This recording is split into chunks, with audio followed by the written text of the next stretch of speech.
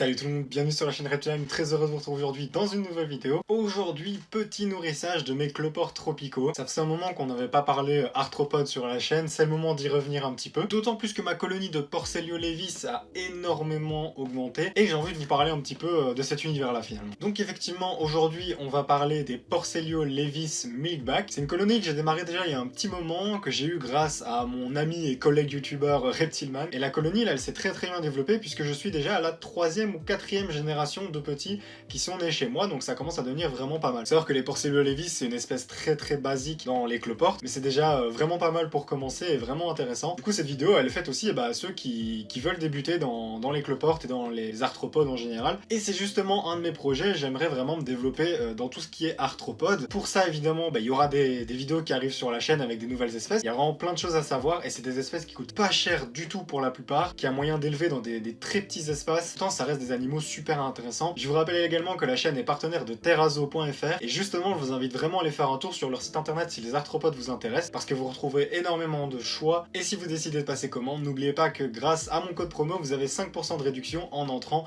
Lime5 au moment de votre commande. Mais pour cette vidéo, concentrons-nous simplement sur les cloportes parce que c'est le sujet d'aujourd'hui. Pour les nourrir, j'ai utilisé des paillettes pour poissons. En réalité, on peut donner à peu près tout. C'est ça qui est le gros avantage des cloportes, c'est que ça fonctionne un petit peu comme un compost. Et d'ailleurs, si vous vivez en appartement et que vous n'avez pas l'occasion d'avoir un vrai compost, avoir un petit terrarium avec des cloportes, ça peut être super intéressant. C'est des animaux détritivores, donc ils vont manger tout ce que vous mettez à leur disposition. Pour ma part, j'ai la chance de vivre près d'une forêt et donc j'ai régulièrement l'occasion de venir recharger le terrarium avec des feuilles mortes et ce genre de choses. Ça disparaît très rapidement, hein. Faut savoir que assez rapidement, en fait, ils vont utiliser les feuilles mortes, les dégrader et c'est très bon pour eux. Et au-delà de ça, je donne effectivement, comme ici pour la vidéo, des paillettes pour poissons, surtout pour les protéines et ils adorent ça. Sur les plans que je vous ai filmés, j'avais à peine mis la nourriture, ils étaient déjà en train de se jeter dessus, c'est allé vraiment très vite et je trouve ça tellement drôle de les observer manger. C'est-à-dire qu'en fait, ça fonctionne vraiment comme une petite colonie, on met à manger, on les voit tous sortir de leur cachette un peu partout. Il y en a certains qui prennent un morceau et qui vont se cacher avec pour pas se le faire voler par les autres. Il y en a qui se battent à plusieurs pour avoir un morceau, alors qu'il y en a plein autour,